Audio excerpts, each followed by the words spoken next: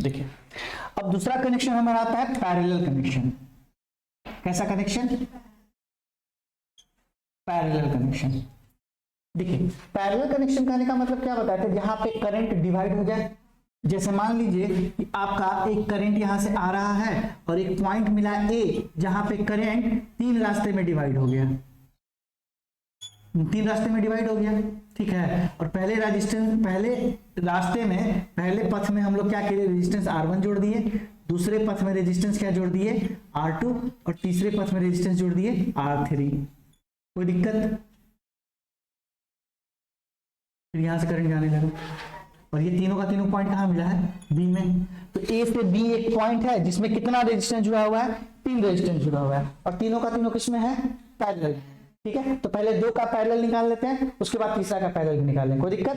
ठीक है, तो मानते हैं कि R1 और R2 का सिर्फ बात करें, इसमें किसका बात करें हम लोग, सिर्फ R1 और R2 का। ध्यान से समझिएगा, 2 का निकालिए, तीसरा अपने आप समझ में आ जाएगा। 2 वाला समझ लेते पहले, तीसरा अपने आप आसानी से समझ में आ जाएगा। अच्छा अब देखिए ध्यान से एक चीज को समझिएगा, यहाँ पे ये दोनों ए और बी पॉइंट के बीच में ये जो दोनों रेजिस्टेंस लगा हुआ है, ये पैरेलल में कनेक्शन है, ये तो समझ में आ रहा है। अच्छा पैरेलल में कनेक्शन क्यों है, क्योंकि यहां से करंट गया और यहाँ पे 2 रास्ते में बट गया, एक करंट इधर चला गया, इसी में से आधा बट के इसमें से कुछ करंट इधर चला गया, कितना करंट गया वो तो रेजिस्टेंस पे डिपेंड करेगा, कोई दिक्कत? ठीक, यहाँ इसका मतलब इसका कनेक्शन कैसा हो गया, पैरेलल। हम चाहते हैं कि यहाँ पे 2 रेजिस्टेंस का यूज ना करें, इनके बराबर कोई ऐसा रेजिस्टेंस लाएं जो कि हमारा इसका काम कर दे, ए और बी के बीच में लगा दे, और इसी को हम लोग क्या बोल रहे हैं, इक्विवेलेंट रेजिस्टेंस। हम नहीं चाहते 2 रेजिस्टेंस का यूज करें, हम एक ही रेजिस्टेंस, क्योंकि सर्किट बड़ा हो रहा है हमारा, सर्किट को क्या है छोटा चाह रहे हैं, क्योंकि इतना बड़ा पथ गया ना ये। ठीक, अब अच्छा आर इक्विवेलेंट यहाँ पे निकालना है, तो यहाँ पे आर इक्विवेलेंट निकालने का तरीका होता है 1/r equivalent is equal to 1/r1 plus 1/r2। ये मेन फॉर्मूला होता है निकालने का, ठीक, कोई दिक्कत? अच्छा इसको सॉल्व करते हैं एक बार हम लोग। 1/r इक्विवेलेंट, अच्छा R1 R2 कैल्सियम ले लेंगे तो क्या हो जाएगा, R1 इंटू R2, कोई दिक्कत?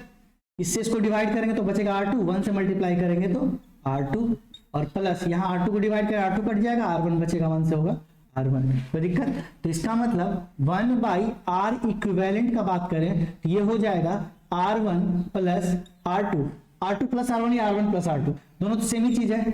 3 प्लस 2 जोड़ कितना होता है, 5, और 2 प्लस 3 जोड़ कितना होता है, 5, ठीक है। तो इसीलिए R1 plus R2 into R1 into R2, कोई दिक्कत? अच्छा ये किसका वैल्यू निकला, 1/r इक्विवेलेंट का, चाहिए तुमको R इक्विवेलेंट ना, तो अगर इसको रेसिप्रोकल करेंगे तो इधर भी रेसिप्रोकल हो जाएगा, तो इसका मतलब R इक्विवेलेंट जो हम लिख सकते हैं R1 into R2 divided by R1 plus R2। कोई दिक्कत है तो बताइए, आर इक्विवेलेंट मिल जाएगा, क्लियर है? तो आर इक्विवेलेंट निकालने का तरीका क्या है, अगर 2 रेजिस्टेंस हो तो दोनों का पहले प्रोडक्ट कर लीजिए और डिवाइड कर दीजिए दोनों के सम के साथ, क्लियर है? कोई दिक्कत? अच्छा एग्जांपल लेते हैं, जैसे मान लीजिए कि इसको हम ले लेते हैं, कितना ले लेते बताइए, 4 ओम, इसको ले लेते हैं 2 ओम, कोई दिक्कत? अच्छा तो आर इक्विवेलेंट का फॉर्मूला आप यहां लगाइए तब भी सेम आएगा, यहां लगाएंगे तब भी सेम आएगा, हम लोग डायरेक्ट यहां लगाते हैं, ठीक है। क्या होता है R1 इंटू R2, R1 का वैल्यू कितना है 4 इंटू R2 का वैल्यू कितना है 2, अब बटा कितना है R1 प्लस R2, 4 प्लस 2, 4 दूनी 8 और 4 और 2, कोई दिक्कत? काट दीजिए, 4 दूनी 3 दूनी, कोई दिक्कत? तो इसका मतलब R इक्विवेलेंट का हो गया 4/3, इसका मतलब 1.33 ओम। इसका मतलब हमको इतना बड़ा नहीं चाहिए, एक मार्केट से जाएंगे और 1.33 ओम का रेजिस्टेंस लेके चले आएंगे, हमारा काम हो जाएगा, कोई दिक्कत? क्लियर है? अच्छा अब यहाँ पे एक और छोटा सा पॉइंट समझ लीजिए, पहले ध्यान से देखिए, 3 रेजिस्टेंस होगा तो 1/r1 1/r2 1/r3, फिर एलसीएम लेंगे, फिर सॉल्व करेंगे तो फिर कुछ वैल्यू आएगा, उसको यहाँ लिखेंगे, कोई दिक्कत? वो आता है R1 into R2 plus R2 into R3 plus R3 into R1 divided by R1 plus R2 plus R3, ठीक है। अच्छा अब ध्यान से देखिए, आपके एग्जाम में जब एग्जाम में क्वेश्चन आपका पूछेगा कॉम्पिटिटिव एग्जाम में, तो उसमें question most of the time क्या देता है कि अधिकतर बार क्वेश्चन देगा आपको बराबर रेजिस्टेंस का पैरेलल में, ठीक है। जैसे 4 4 4 4 पैरेलल में लगा हुआ है, या फिर 3 पैरेलल में। एक क्वेश्चन में बोल दिया है कि 4 ओम के 4 रेजिस्टेंस पैरेलल में कनेक्टेड है, तो बताइए इनका इक्विवेलेंट रेजिस्टेंस कितना होगा। ठीक है, तो सबका वैल्यू सेम है। अब ध्यान से एक चीज बताइए कि अगर सब रेजिस्टेंस का वैल्यू सेम हो जाए तो क्या होगा। ध्यान समझिएगा, थोड़ा सा इंपॉर्टेंट है। आर इक्विवेलेंट निकालिए। यहाँ पे सब रेजिस्टेंस का वैल्यू क्या कर रहे हैं, सेम कर रहे हैं, मतलब इसका वैल्यू कितना आर कर दे रहे हैं और इसका वैल्यू कितना कर दिए आर। मान लेते हैं R1 भी आर, R2 भी आर, तो यहां से फॉर्मूला लगाइए तो क्या आ जाएगा, R इंटू आर बटा आर प्लस, अच्छा R इंटू आर कितना होगा आर स्क्वायर, और R प्लस आर कितना होगा, एक आर से एक आर काट दें तो वैल्यू कितना आ गया R/2। कोई दिक्कत, पक्का समझ में आ रहा है। तो इसका मतलब क्या है कि R इक्विवेलेंट जब दो रेजिस्टेंस पैरेलल में था तो R/2।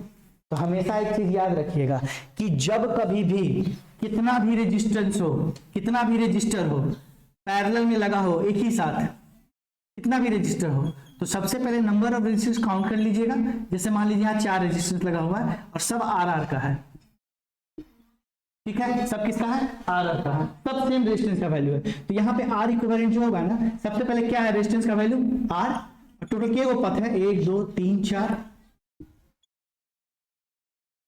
समझ में आ रहा है। अच्छा मान लीजिए 5 रेजिस्टेंस होगा तो R/10 होगा तो R/R, मान लीजिए 50 होता तो R/, और n होता तो R/n, मतलब n नंबर ऑफ पाथ अगर रहा तो R/n हम डायरेक्ट इसका फॉर्मूला बना के लिख सकते हैं। तो क्वेश्चन में मतलब ऑप्शन में वर्ड्स में नोट में बना के ये लिखना है कि अगर R सेम रेजिस्टेंस के, सेम प्रतिरोध के n रेजिस्टेंस को समानांतर में सजाया जाए तो उसका इक्विवेलेंट रेजिस्टेंस होता है R/n, मतलब टोटल रेजिस्टेंस बाय कितना number of path, number of path, जितना पाथ होगा उससे डिवाइड करो। कोई दिक्कत, अगर 10 ओम लगा हुआ है और 10 पाथ में लगा हुआ है तब पैरेलल में कितना आंसर होगा, 10 ओम का रेजिस्टेंस 10 पथ में लगा हुआ है, सब पैरेलल कनेक्शन में, आंसर कितना होगा 10/10, 1।